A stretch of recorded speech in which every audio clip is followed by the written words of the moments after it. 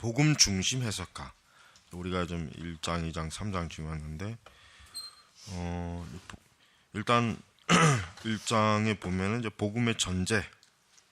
그래서 이제 해석학이 복음 중심이 되려면 해석학이 예수 그리스도의 인격에 기초해야 한다. 이게 가장 기본적인 전제죠. 아주 두말할 것도 없지 사실은 그래서 복음 중심 해석학이라고 하는 것은 결국은 다른 말로 예수 그리스도 인격에 기초한 성경 해석이라고 이렇게 봐야 돼. 그러니까 우리가 그리스도의 인격과 사역이 지금 해석학의 중심이다. 저자가 얘기하고자 하는 게 이제 이거를 결국은 이제 이 책 전반에 걸쳐서 계속 이제 나오겠지만은 그래서 이 책의 그 마지막 장이 이제 그리스도의 해석학을 연구하는 것이 될 것이다는, 그래서 이제 그 과정을 쭉 간단 말이에요. 자, 그러면 이제 복음에 대한 정의를 한번 보죠. 이건 한번 우리가 봐야죠. 복음은 예수 그리스도의 사건 아니면 또 이제 그 사건에 대한 선언인데, 그것은 그리스도의 성육신과 지상에서 삶으로 시작하여 죽으심과 부활하심과 아버지의 오른편으로 승천하심으로 마무리를 짓는다. 이게 이제 복음서의 내용이죠. 복음서. 그래서 우리가 왜 복음서 하느냐? 그 복음서 내용 자체가 뭐예요? 예수 그리스도의 삶, 그다음에 죽으심, 그다음에 부활, 그다음에 승천, 이게 다 나오잖아요. 그러니까 우리가 이제 그 복음서가 사실 성경에서 모든 66권 다 중요한데 복음서는 보다 더 직접적으로 예수님의 성육신한 그 삶을 가장 정확하게 또 많이 이렇게 드러냈기 때문에 우리가 이 복음서는 참 기본적으로 잘 알고 있어야 되고 또 많이 그 말씀을 또 설교도 하고 그래야 되겠죠. 그래서 복음서는 참 중요합니다. 그 결국은 이 복음서를 설교하는 것과 아니면은 성경이 이제 다른 이사야서나 서신서나 역사서나 지혜서나 이런 거 이제 설교하는 것에 그러니까 성경에 이제 그런 전체 하여튼 설교를 할 때 결국 중심이 뭐냐면은 복음 중심해야 된다 이거죠. 그러니까 이사야를 설교하든 예레미야 설교하든 잠언을 설교하든 복음 중심적 설교가 굉장히 중요한 거예요. 근데 이게 말은 쉬운데 그러나 실제로 이게 어려워요. 이게 사실 진짜로 어려운 거예요. 그래서 요거를 우리가 이제 앞으로 꾸준하게 차근차근 이제 이 책을 통해서 배워보는 게 좋겠습니다. 그래서 복음은 결국은 하나님께서 성육신하신 그리스도 안에서 우리를 죄와 악과 죽음에서 구원하도록 우리를 위해 행하신 사건. 그게 이제 복음, 하나님의 구속사죠. 그리고 복음은 또 뭐예요? 구원받기 위하여 믿어야 할 사건이다. 믿어야 할 사건이다. 복음은 구원받기 위하여 믿어야 할 사건이다. 복음을 믿는다는 것은 우리 구세주이자 주님이신 예수 그리스도의 인격과 사역을 믿고 확신하는 것이다. 자, 그래서 우리가 이제 복음을 설교한다. 그리고 어떤 사람이 나는 복음을 믿습니다 라고 했을 때 이 두 가지가 어때요? 정확해야 돼요. 사실 딱 맞아 떨어져요. 왜냐하면 사실 이제 가장 일반적으로 중요한 게 뭐겠어요? 복음을 전하는 사람이 일단 중요해요. 왜냐하면 복음을 전하는 사람이 이상한 복음을 전해가지고 듣는 사람은 어쨌든 이 사람이 어쨌든 나에게 복음을 제대로 전했겠지 하고 신뢰할 거 아니에요. 근데 이 사람이 어쨌든 그것을 들어서 이제 그걸 복음이라고 만약에 알고 있다면은 그거는 큰 문제가 되죠. 그래서 우리가 그 참복음 거짓 복음이라는 책도 결국은 뭘 얘기하냐면은 결국은 지금 복음주의 교회들이 현대 20세기 복음주의 교회들이 복음이라고 이렇게 막 얘기했던 것들이 실제로는 뭐야? 거짓 복음이다 이거죠. 거짓 복음. 실제로는 참된 복음이 아닌데 거짓 복음을 참된 복음이라고 전했기 때문에 그 책의 저자들이 그럼 진짜 복음이 뭐냐라고 하는 것을 그 책에 정확하게 이제 딱 정리를 해놓은 거예요. 그래서 우리가 복음을 믿는, 결국은 누군가 복음을 듣고 그것을 믿을 때 그 사람이 정확하게 정의된 복음을 알고 있어야지, 아니, 들어보니까 이건 복음이 아닌데 근데 당신이 이걸 복음이라고 믿느냐라고 하면은 그 사람은 난 이거를 복음으로 알고 있다, 들었다, 이렇게 될 거 아니에요. 그러면은 어떻게 되겠어요? 그 영적으로 큰 문제죠. 바로 지금 이제 교회들이 그게 문제예요. 결국은 사실 뭐 일반적으로 뭐 이제 교회 다니는 사람들한테 그럼 복음이 뭐냐라고 만약에 설명을 요구할 때, 아까 여기 이제 저자가 이제 간략하겠지만은 이렇게 정확하게 얘기할 수 있는 사람이 얼마나 되겠어요? 그렇게 많지는 않아요. 그 다음에 이제 또 중요한 게 뭐냐면, 복음과 관련되기를 원하는 설교와 교육이라고 하는 요인들은 복음의 필요, 복음, 죄와 심판, 그다음에 복음의 유익을 받아들이는 수단, 뭐 죄와 회개, 복음의 결과와 열매, 중생, 회심, 성화, 영화, 그 다음에 복음의 결과를 거부한 결과, 진노, 심판, 지옥. 결국 우리가 복음이라고 할 때는 이게 다 들어가 있어야 되고, 듣는 사람, 나는 복음을 믿습니다, 알고 있는 하는 사람도 지금 여기서 말하는 것들을 다 개념적으로 알고 있어야 돼요. 이 중에 하나도 만약에 모른다거나 잘못 알고 있다면 그 사람은 복음을 알고 있는 게 아니에요. 잘못 알고 있는 거예요. 그러니까 교회는 다른 건 몰라도 다른 거야 뭐 그렇다 쳐도 복음에 대해서만큼은 명확해요. 근데 과연 지금 교회들이 복음에 대해서 명확하냐? 그런 게 없잖아요.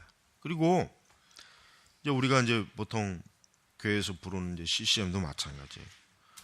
그 가사 자체에 복음이 없어요. 사실은 복음이 없단 말이에요. 그러니까 뭐 가스펠송이라고 얘기도 하고 CCM이라고 얘기도 하지만, 복음이 없는 그 찬양 가사가 과연 그러면 그게 신자들에게 얼마나 유익하겠냐 이겠죠.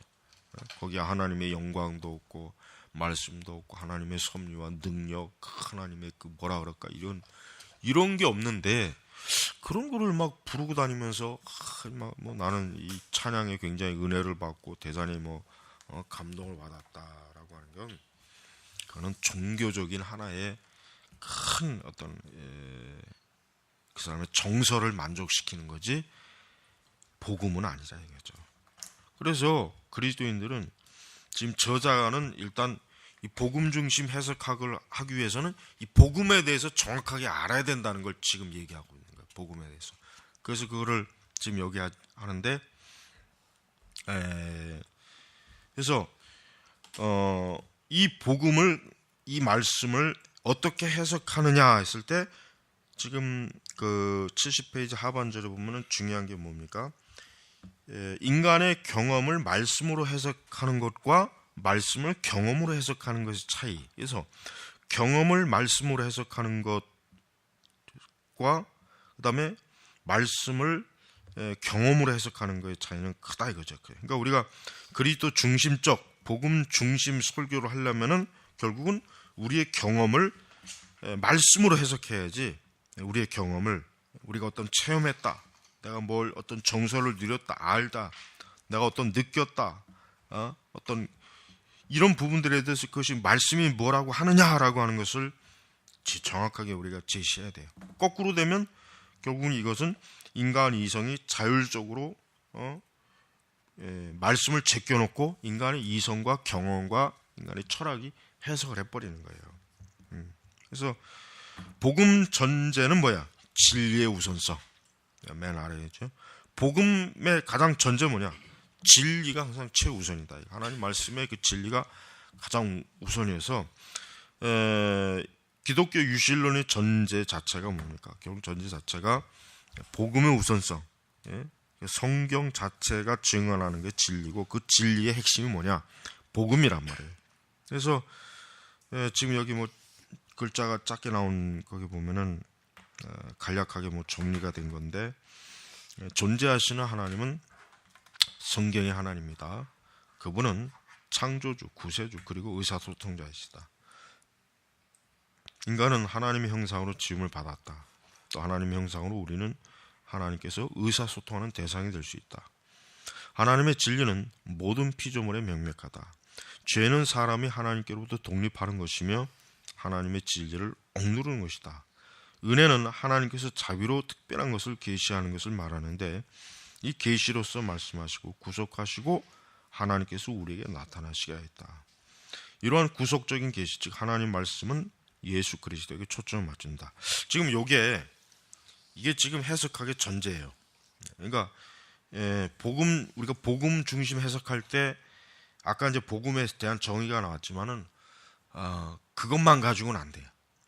지금 더 근본적인 겁니다. 하나님이 누구냐? 하나님. 그래서 지금 요 책에 이제 지금 요 3장에 잠깐 나오지만은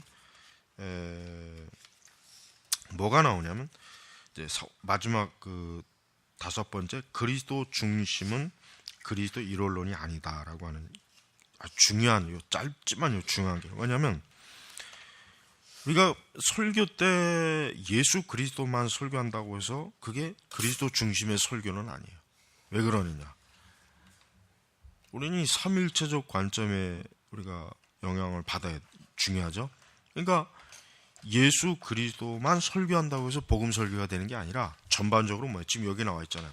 하나님이 어떠한 분이신가? 하나님의 존재하심, 하나님께서 결국은 이 성경에서 결국은 하나님이 구속사역을 어떻게 이끄시는지, 하나님이 어떻게 우리를 사랑하셔서 우리를 선택하시는지, 그러니까 전반적으로 결국은 이 모든 구속사를 이루시는 하나님에 대해서 우리의 설교 속에서 그 하나님을 드러내지 않는다면 실제로 뭐예요? 그건 복음 설교가 아니에요. 그래서 이제 칼빈 같은 경우는 사실 하나님을 더 많이 드러내요.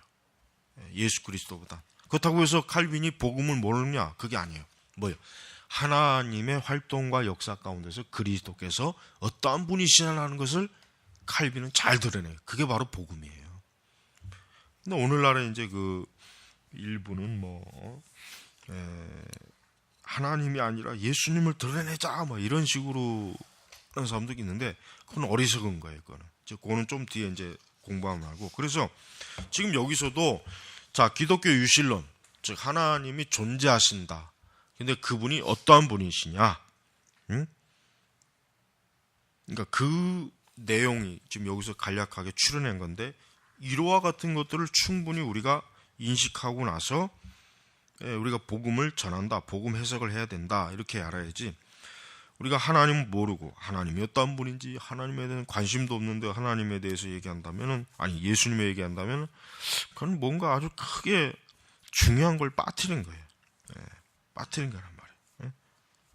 그래서 여기 71페이지 하반절 뭐라고 했어요? 말씀은 하나님의 형상으로 창조된 자들에게 하신 통치하시는 주 하나님께로부터 온 말씀이다 그랬어요. 그러니까 말씀은 하나님의 형상으로 창조된 자들에게 하신 통치하시는 주 하나님께로부터 온 말씀이다. 그러니까 하나님에 대해서 우리가 왜 그 조릭신학에서 우리가 왜 신론을 왜 제일 먼저 배우는 이유가 뭐가 있어요? 왜 기독론보다 신론이 왜 앞서냐? 결국 예수 그리스도의 사역은 하나님이 주권적으로 하시는 사역이에요. 그러니까 복음의 사역은 누가 하시는 거예요? 하나님이 하시는 거란 말이에요.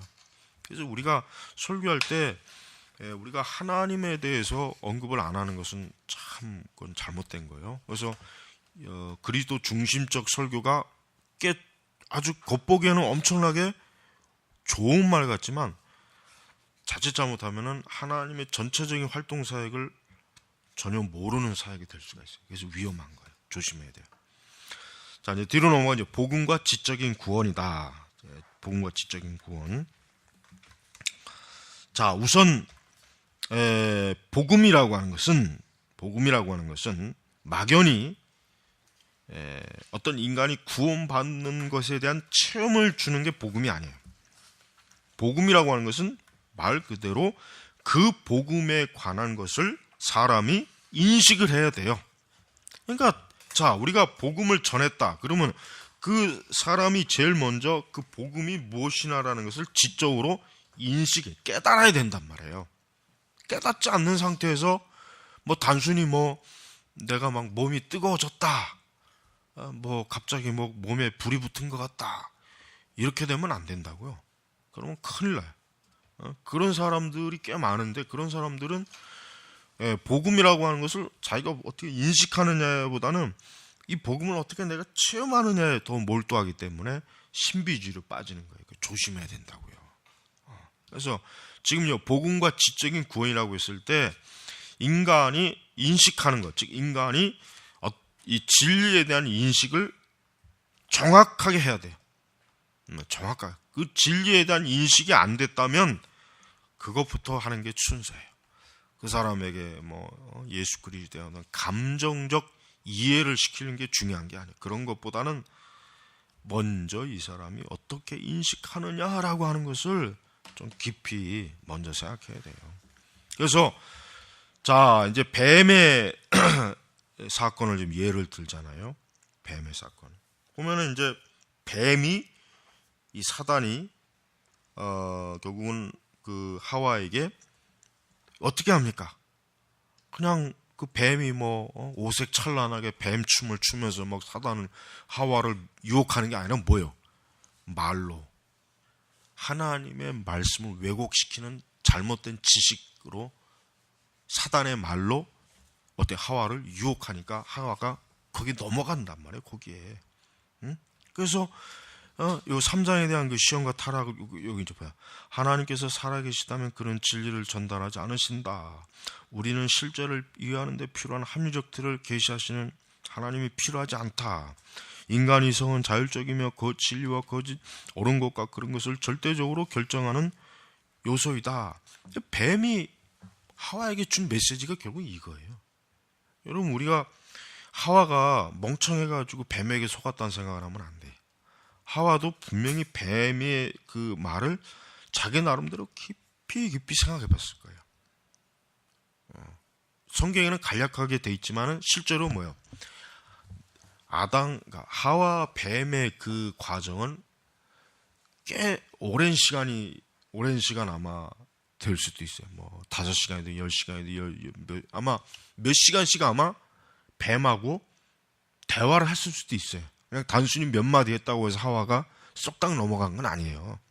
그렇게 보면, 성경 그렇게 보면 안 돼요. 분명히 하와는 자기 나름대로 뱀하고 뭔가 진지한 대화를 했을 거고, 뱀도 마찬가지. 근데 결국 결과적으로는 뱀에게 속았죠. 그 왜 속았냐 이게. 그만큼 뱀이 하와의 사고의 허점을 정확하게 간파하고 거기에 거짓 지식을 딱 집어넣는 거예요.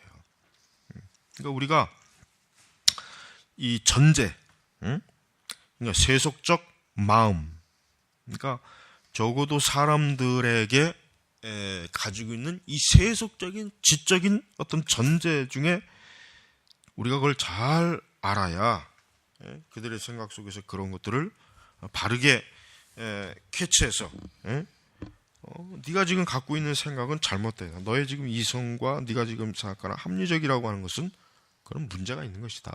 그건 옳지 못한 것이다. 라고 하는 것을 먼저 알게 해줘야죠. 그래서 복음은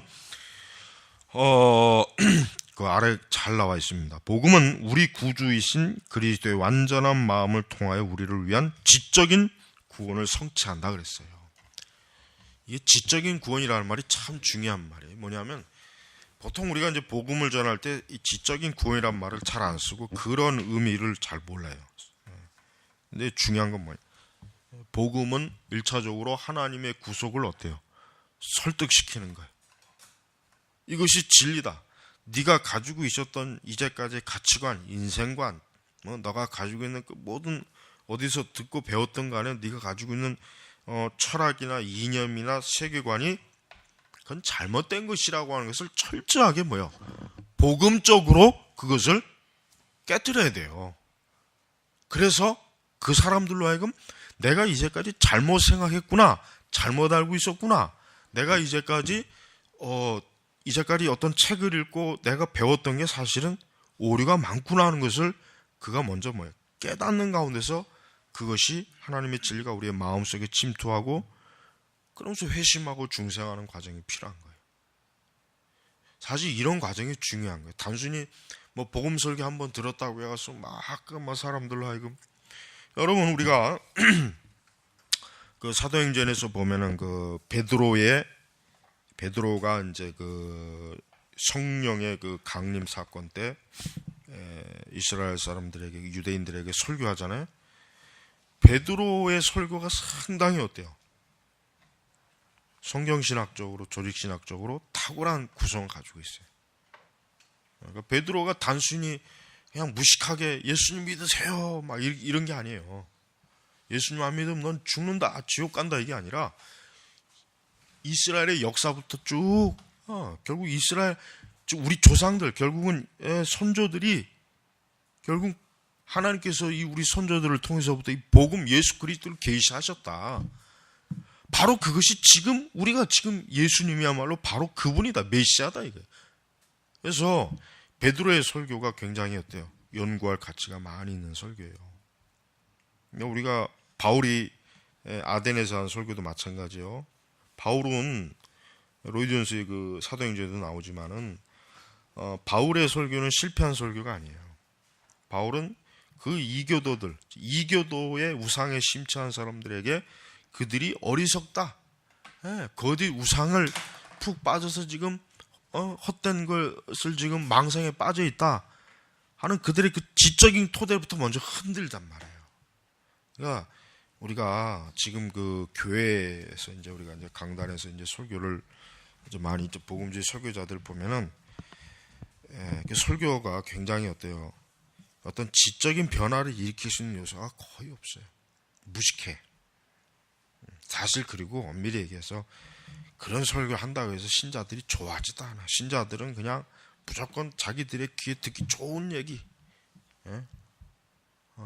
그거 이제 순복음이 그런 걸 잘하잖아. 순복음 설교자들 보면은 걔들은 도대체가 무슨 생각을 하면서 그렇게 설교하는지 모르겠어요. 아무 등기 없어 머릿속에. 근데 그런 설교자들이 설교하는 걸 또 신자들이 좋아해. 그러니까 둘 다 똑같은 거예요. 둘 다 똑같은 거예요. 73페이지 여기 뭐라고 했습니까? 우리의 지적인 칭의를 포함한다. 의롭다 하심을 받는 것은 뭐합니까? 우리의 지적인 칭의예요. 지적인. 참 이게 중요합니다. 거의 대부분 칭의하면은 뭐 마음의 변화, 우리의 뭐 심령의 변화만을 얘기하잖아요. 그러나 지적인 칭의가 없으면 안 돼요.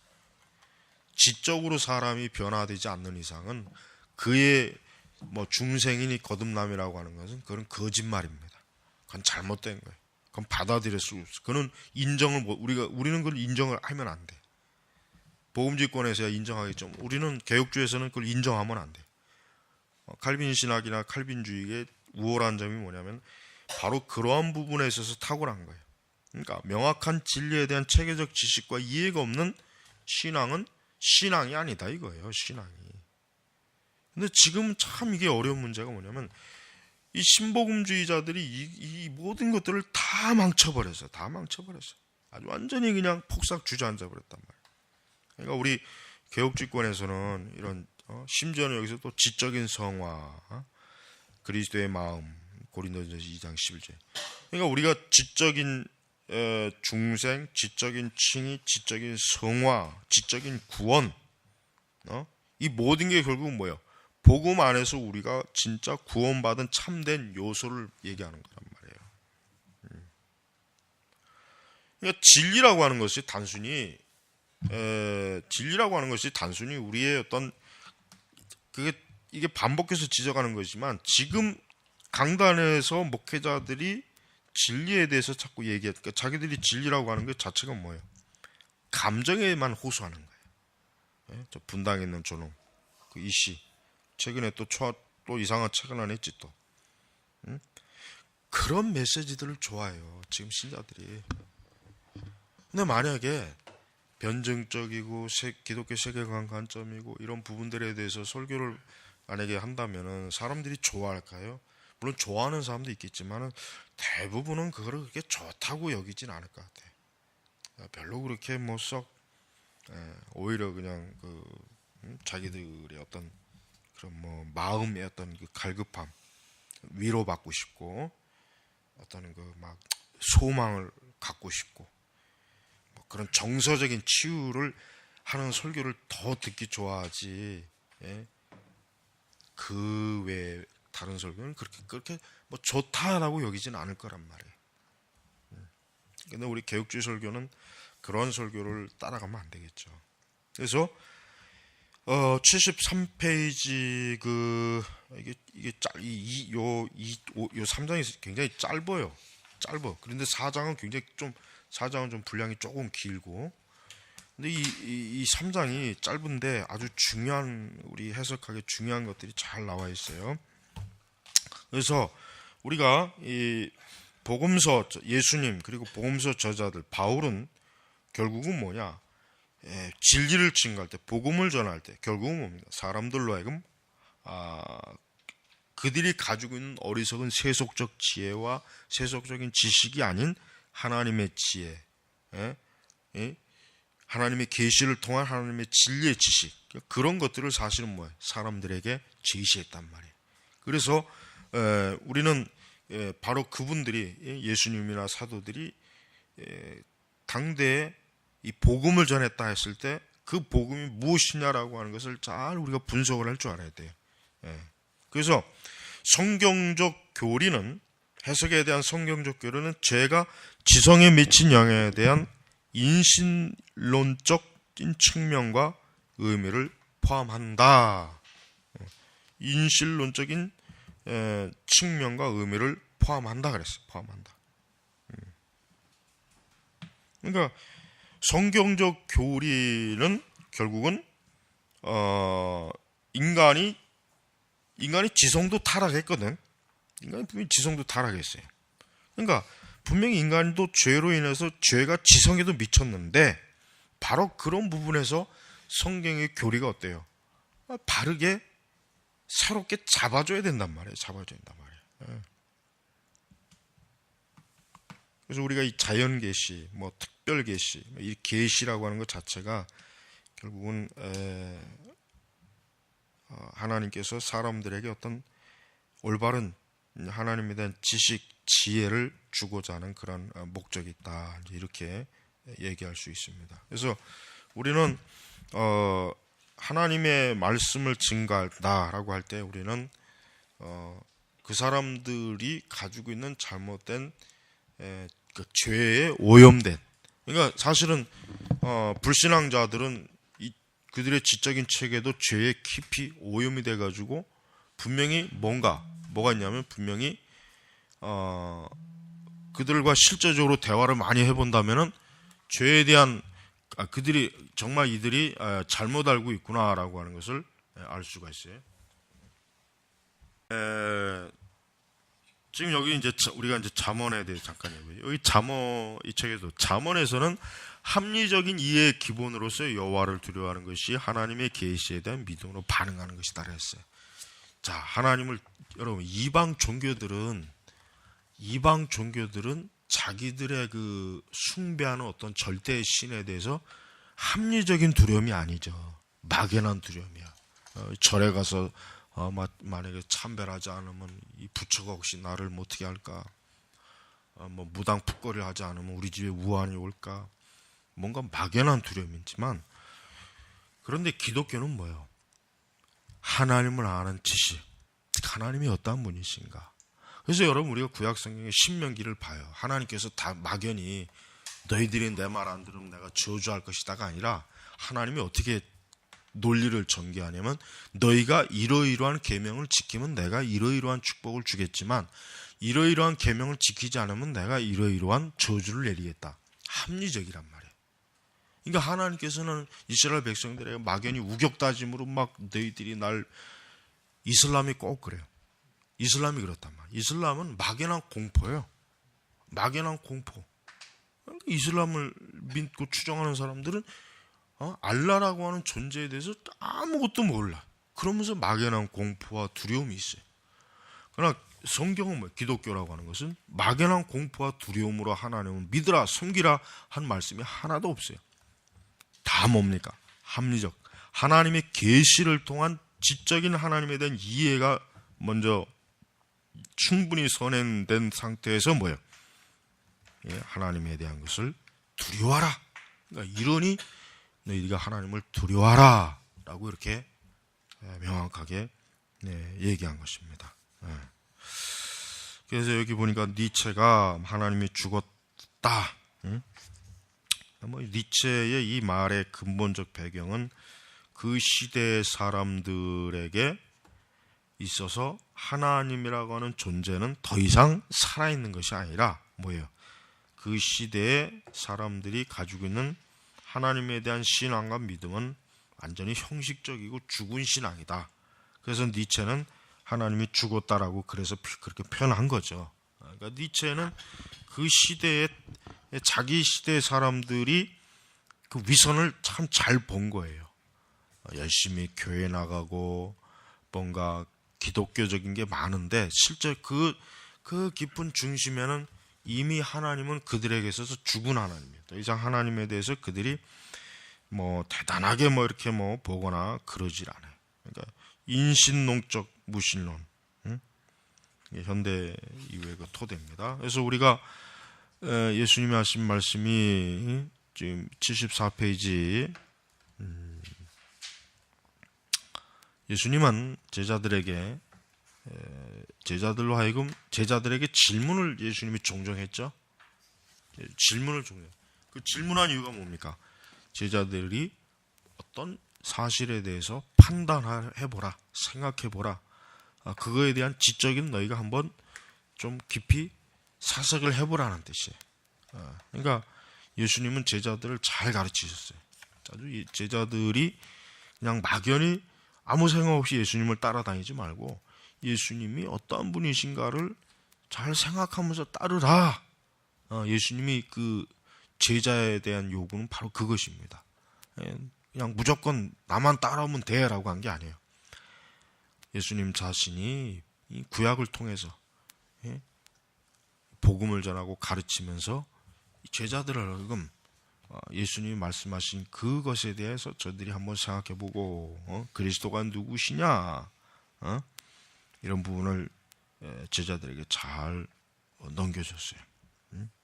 세 번째, 그리스도께서 중보자이심은 복음이 성경을 해석하는데 규범이 된다는 뜻이다. 그렇죠. 성경 해석은 그 75페이지 중반에 나오잖아요. 그 굵은 글자.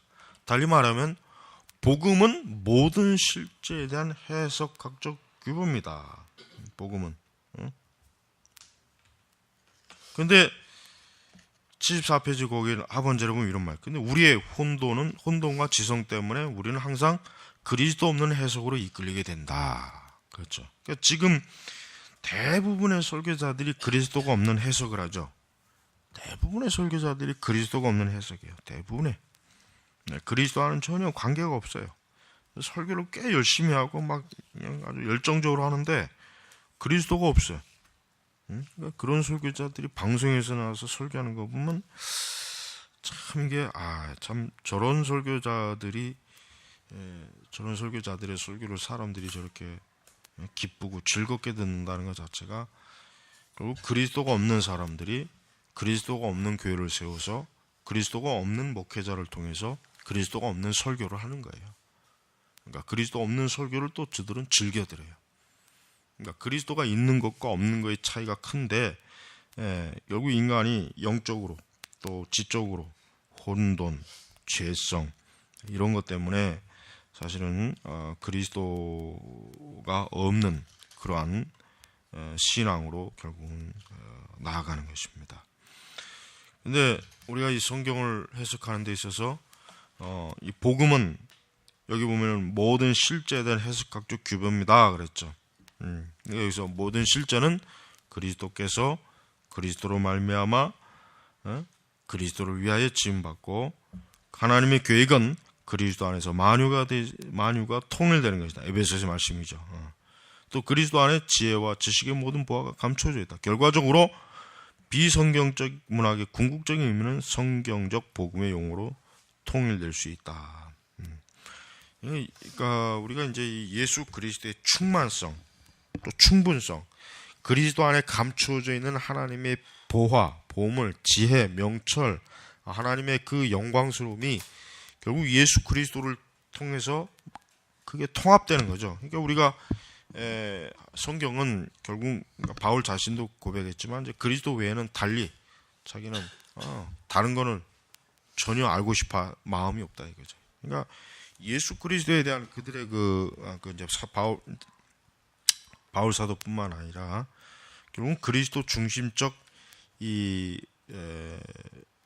예수 그리스도를 통해서 바라보는 실체, 세상에 대한 것 무엇인지 간에 그 결국은 우리 신자들에게는 우리의 지성과 우리의 세계관의 중심 아주 명확하게 있어야 된다 하는 것을 지금 보여주는 것입니다. 자, 그러면서 76페이지 성경을 공부하는 학생들에게는 복음이 규범이다라고 했죠. 그러니까 우리가 성경을 공부하죠. 예를 들면 자기가 어떤 창세기를 공부하든 뭘 공부하든 그 성경은 결국 어딜 공부하든 복음이 드러나야 된다. 복음이 결국은 모든 걸 잘 해석해 줘야 된다. 복음으로 우리가 하나님 앞에 새로워져야 된다. 그렇게 할 수 있어요. 반면에 이제 철학은 복음이 없죠. 철학은 복음이 없어요. 어떤 철학이 복음이 있겠어요? 복음이 없죠. 다음 이제 네 번째 부활과 해석학. 부활. 사실 부활이 없다면 모든 게 아무 의미가 없고 무의미하고 부활이 없다면 모든 게 다 그냥 허무하게 끝나죠. 기독교는. 그러니까 이 부활에 대한 것이 결국 복음을 전할 때 결국 그 복음 속에는 부활이라고 하는 메시지가 있겠죠. 그러면서 이 부활을 통해서 하나님의 나라, 하나님의 능력, 권세, 죄를 이기심, 예수 그리스도의 신성, 그리스도의 그 영광스러운 부활을 통해서 결국은 세우시는 하나님의 교회의 그 놀라움, 그 영광스러움이라고 하는 것은 사실은 굉장히 큰 것입니다. 그래서 신약의 그 다양한 본문이 가지는 관점들 가운데 우리는 다음을 지적한다. 77페이지 그 보면은 중요한 작은 글씨로 잘 나와 있어요. 보면은 예수님의 지상 삶을 하나님께서 온전한 바지였음을 부활이 보여주었다. 이게 짧은 글씨지만 여러분 잘 봐야 됩니다. 그러니까 이 부활이라고 하는 걸 통해서 결국은 뭐예요? 신약의 복음 전체를 이 부활의 토대에 두고 사실은 해석해야 돼. 그러니까 부활이라고 하는 것은 어떻게 보면 단순할 수도 있는 문제이겠지만은 이 부활이라고 하는 것이 없다면은 그리스도도 없는 것이고 십자가도 없는 것이고 교회도 없는 것이고 복음이라는 것 자체가 부활을 전제하지 않으면 복음 자체는 완전히 불안한 거예요. 완전히 불완전한 거예요. 불완전. 예수님이 다시 승천하셨다. 예수님이 다시 새로지셨다. 예수님이 다시 하나님의 생명으로 부활의 생명에 참여했다. 그 부활이 없다면은 복음이 없어서 무슨 의미가 있겠어요? 복음 자체가 성립이 안 돼. 왜냐하면 우리 자신도 그리스도를 믿어서 부활이 없다면 그리스도를 믿는 의미가 그건 뭐냐? 그럼 단순히 그냥 예수님이라고 하는 어떤 종교적인 인물을 추앙하고 그를 영웅시하는 것으로 끝날 거 아니에요. 그게 그 의미가 없는 거예요. 그게. 그래서 이제 이 부활의 관점도 결국 우리에게 중대한 것을 지금 나타내 주는 거예요. 자, 다섯 번째, 그리스도 중심은 그리스도의 이론론이 아니다. 자, 그리스도 중심. 그리스도 이론론. 그러니까 이거는 이론론이라고 그랬죠. 이론론. 그러니까 우리가 사실 성부, 성자, 성령. 성부, 성자, 성령 있죠. 성자, 성령. 근데 이론론이라고 하는 것은 결국 뭐예요? 성부와 성령을 배제한 거예요. 그러니까 삼위일체 관점에 볼 때 굉장히 어때요? 문제가 크죠. 이단이 되는 거예요. 이단. 그러니까 성부가 또 없고 성령도 없는 예수님만 오직 예수. 그러니까 이단 중에서도 그런 예수 있잖아요. 오직 예수라고. 오직 그리스도만. 그러니까 하나님이나 성령님은 아예 뭐 취급도 안 하고 부르지도 않고 관심도 없고 그냥 우리는 예수님만 있으면 된다. 듣기 좋은 말 같지만 사실은 뭐예요? 단일신이에요. 하나님 삼위일체를 부정하는 거라. 아주 문제가 큰 거예요. 우리가 이 그리스도 중심적 이론론은 여기 나와 있지만 나사렛 예수의 인격과 사역을 성부 하나님과 성령 하나님께서 실제적으로 뭐예요? 분리하려고 사용된 거다. 그러니까 의도가 뭐예요? 분리하려고. 예. 그래서 우리는 이런 부분에 이제 조심을 해야 돼요. 자, 잠깐 쉬고. 일단 3장으로. 자, 그래서 이제 그 그리스도 중심, 그리스도는 이론론이 아니다 그랬죠. 그러니까 지금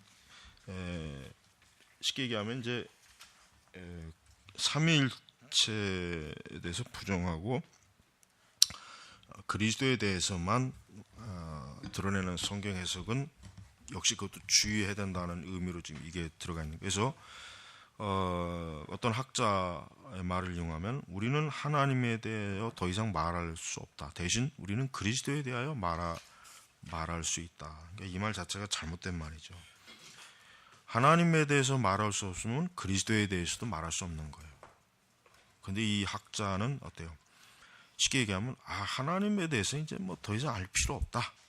그냥 우리가 예수님에 대해서 말하면 되지 뭐 하나님에 대해서까지 뭐 얘기할 필요가 뭐가 있느냐. 그러니까 이런 그 현대 신학자들은 성부 하나님에 대한 어떤 결벽증, 그러니까 하나님에 대한 두려움, 진노, 막 하나님에 대한 그 막연한 뭔가 그냥 막 그 뭐라 그럴까, 굉장히 좀 어려워하는 마음이 있어요. 쉽게 하면 성부 하나님에 대해서 아예 존재 자체를 지워버리고 싶은 거죠. 그래서 이렇게 예수님에게 초점을 둔 문제점은 예수께서 성부 하나님과 성령 하나님에 대해 말씀하셨다는 사실을, 그리고 사도들이 전한 그리스도 중심은 삼위일체에서 예수님의 독특한 역할을 주장한 것이라는 사실을 실제로 무시하고 있는 거다. 그렇죠. 맞아요. 분명히 예수님은 요한복음 17장도 그렇고 곳곳에서 아버지 하나님, 그러니까 심지어는 예수님은 아버지 하나님께서 주신 말씀만 자기가 증거하고 가르치는 것이다 라고 할 정도로, 그 다음에 또 성령님에 대해서도 얘기했어요. 역시 사도들도 예수님의 본을 받아서 역시 동일하게 설교했죠. 그렇다면은 오늘날 강단에서 어떻게 하나님에 대해서, 성령님에 대해서 우리는 할 말 없고 예수님에 대해서만, 그러니까 이게 참 조심해야 돼. 뭐냐면 어떤 사람은 하나님에 대해서만 설교하고 어떤 사람은 예수님에 대해서, 어떤 사람은 성령님, 이 보면은 이상하게 이게 잘 균형을 맞아야 되는데 이게 균형을 잃어 보니까 이게 그만큼 뭐라 할까, 삼위일체 신학에 대한 빈약성, 그 다음에 뭐예요, 어떤 쉽게 얘기하면 성삼위 하나님에 대한 이해가 전혀 없는, 무식하기 때문에 그러는 거예요. 그리고 마치 삼신을 섬기는 것처럼 나는 하나님이 좋아, 나는 예수님이 좋아, 나는 성령님만 좋아. 이게 굉장히 어리석은 신앙이거든요. 근데 그런 신앙을 목회자들이 다 갖고 있어요. 다. 없는 사람이 별로 없는 것 같아요. 특히 은사주의 계통은 성령. 은사주의는 오직 성령. 그 은사주의자들의 설교를 들어보면은 성령 하나님 외에는 없는 것 같은 생각이 들 정도로, 그 사람들이 의도적으로 뭐 삼일체를 부정하지는 않겠지만은 실천적으로는 삼일체를 부정하고 있는 거예요. 하지만 예수님과 사도들의 그분들이 하는 사역을 비춰보면은 그건 큰 오류다. 자, 복음적 경건 어떤 표현에서는 예수님에 대한 초점이 거의 전체가 될 수 있다. 라이트는 바흐에 의대한 합창곡에 표현된 루터교 경건주의, 그리고 19세기 여러 대중찬송가에는 이런 경향에 대해서 얘기했다. 그러니까 예수 그리스도만을 드러낸 가사, 그 음악, 그걸 얘기하는 거죠. 라이트는 또한 발트와 불트만의 그리스도 이론론을 비판했다. 그렇죠. 발트와 불트만이 아주 대표적인 사람이에요. 그러니까 발트는 심지어는 기독론만 있다라는 평가를 받을 정도로 발트는 아주 완전히 그리스도 중심적이에요. 그게 아주 큰 치명적인 문제라고. 그러니까 모르는 사람이 발트가 예수 그리스도 중심적 신앙을 한다라고 하는데, 실제로 발트는 신론과 성령론이 없어요. 거의 신론과 성령에 대한 언급이 없어요. 그 겨우 있어봐야 그것도 철학적인 이해일 뿐이지 성경신학, 뭐 조직신학적 관점으로 그는. 그런데 기독론은 유난스럽게 발트가 아주 뭐 그의 교의학에서 아주 핵심으로 다뤄, 핵심. 그러니까 그 발트 비평하는 사람 중에는 발트에게는 도대체 예수님만 있는 거냐, 기독론만 있는 거냐, 그의 신학은 비판이 나올 만하다고요. 네? 역시 불트만도 마찬가지고. 그러니까 어떤 이게 이제 뿌리를 들어가니까 이제 경건주의, 독일의 경건주의에서도 요소가 있다 이제 나오죠. 독일의 경건주의는 죽은 조직 신학, 그러니까 어떤 뭐 신학을 치밀하게 하는 거에 대해서 이건 경건한 것이 아니다. 은혜를 떨어뜨린다. 기도를 등한히 여긴다. 이 사람들이 이제 어떤 열심에는 이렇게 반지성주의가 있는데, 그러나 이 사람들은 그런 가운데서 이제 오직 예수 그리스도의 그 살아있는 그런 실체, 그러니까 진젠돌프 같은 그런 사람들을, 그러니까 경건주의가 이제 그런 흐름을 조장하는데 굉장히 역할이 컸죠. 당연히 컸죠. 경건주의는 말 그대로 어떤 지성주의, 어떤 메마른 그런 그 합리적 신앙에 대한 반발심에서 나온 건데, 만약에 또 뭐 삼위일체에 대해서 뭐 또 어떤 조직신학, 어떤 이런 부분에 대해서 파고들면 또 역시 뭐예요? 또 이제 차가운 죽은 신학으로 결국은 끝나지 않겠는가, 그런 거예요. 그래서 현대 복음주의가 그리스도 이론론을 흐르는 것은 염려스럽게도 이방 철학들과 유사한 성향이 작용하는 것이라고 나는 회의적이다. 나는 회의적이다. 그러니까 현대 복음주의가 그리스도 이론 흐르는 것은 염려스럽게도 이방 철학들과 유사한 성향이 작용하는 것에 나는 회의적이다. 이러한 경향은 관련된 본문을 신중하게 주석해야 할 때, 혹은 삼일체 신학의 입장에 바라볼 때 진정으로 세워줄 수 없는 해석학적 입장을 낳게 했다. 그러니까 불트만은 실존주의 때문에 구약 성경이 어떤 긍정적인 면으로만 그리스도인과 관련이 있다고 구약 성경을 거부한다. 그러니까 구약 성경 자체를 뭐 별로 인정하지 않고 약간만. 비슷하게 복음주의자들이 구약을 거부하는 것은 복 예수님에게 초점을 두어서 예수님을 구원 역사에 통한 하나님의 계시와 관련 맺기보다 현대 주관적인 경험과 더 관련 맺기 있다. 이걸 어떻게 할 수 있느냐? 우리가 CCM 같은 데 보면은 예수 그리스도에 대한 그 어떤 고백적 신앙의 뭐랄까 가사들이 꽤 많이 있잖아요. 그러니까 이 복음주의자들이 구약을 설교를 잘 안 해요. 사실은 지금도 마찬가지예요. 구약을 설교를 잘 안 하지. 왜냐하면 구약에서보다는 신약이 더 편하거든.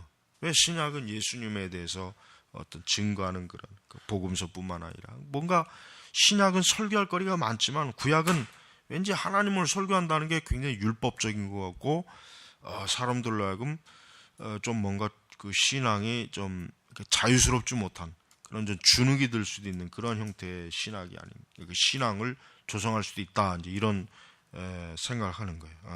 그래서 이런 주관적 경험, 그러니까 예수 그리스도에 대한 직접적 주관적 경험, 예수 그리스도에 대한 주관적 설교를 좋아하는 사람들은 당연히 성부 하나님에 대한 특히 설교는 대단히 꺼려하죠. 꺼려할 거 틀림없습니다. 그래서 우리는 이런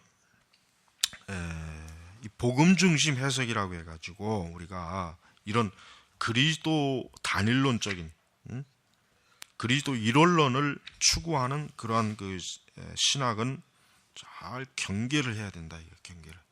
경계해야 된다. 그래서 우리는 이제 성경에서 이제 골고루 성부와 성자와 성령 이런 그 삼일체를 전반적으로 우리가 서로 유기적으로 할 때 이게 복음이지 예수님만 설교한다고 해서 복음이 되는 건 아니에요. 그렇게 알고 있는 사람이 많이 있기 때문에 그런 거예요.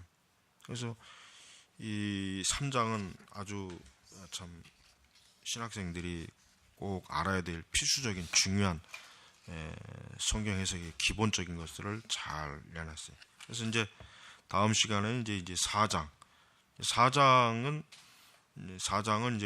이제 보면은 여기 보니까 해석의 성경 신학으로, 그러니까 성경 신학 부분에 있어서 어떻게 해석할 것인가에 대한 그 전반적인 그 부분이 나와 있어요. 그래가지고 창조와 타락 그 부분, 그 다음에 그 외에 이제 뭐 토라 율법, 그 다음에 뭐 그러니까 오경, 그 다음에 이제 뭐 지혜서 이제 뭐 이렇게 전반적으로 이제 어떻게 하면 이 각 그 성경 구조 속에 있는 해석을, 그러니까 그 문학적 상황에서 어떻게 해석하면서 어떻게 복음적 해석을 이룰 것인가라고 하는 것을 지금 여기서 나와 있어요. 그래서 여러분들이 또 4장을 한번 쭉 전반적으로 읽어보면은 이제 도움이 돼요. 그래서 그 다음 그 이후부터 이제 또 이제 4장하고 5장도 좀 분량이 좀 돼요. 5장 뭐 그렇게 5장도 뭐 괜찮다, 이 정도면 될 수 있으면 이제 이 두 장을 다 2장씩 그냥 빨리빨리 좀 나가는 격으로 해야 될 것 같습니다. 그래서 여러분이 준비를 잘 해오고, 약간 매주마다 한 과씩, 어느 과든 한 과씩 그냥 빨리 좀 나가려고 지금 하고 있으니까, 그래서 이거를 좀 전반적으로 잘 공부해 보기 바랍니다. 자, 기도하겠습니다. 하나님 아버지, 감사합니다. 오늘 우리에게 주어진 또 신학의 이 사명과 이 모든 일들을 잘 또 마치고, 또 저희가 또 이 부분을 다시 한번 오늘 공부할 때 은혜 가운데 공부할 수 있도록 도우소서. 항상 하나님의 진리를 맡게 되는 것이 얼마나 중요한 책임과 또 얼마나 큰 조심성을 가지고 또 지적 체계를 바르게 세울 수 있는 그러한 은혜로, 그러한 태도로 나아갈 수 있도록 저희들을 도우셔서 오늘도 모든 것 감사하며 예수님의 이름으로 기도 올렸습니다. 아멘.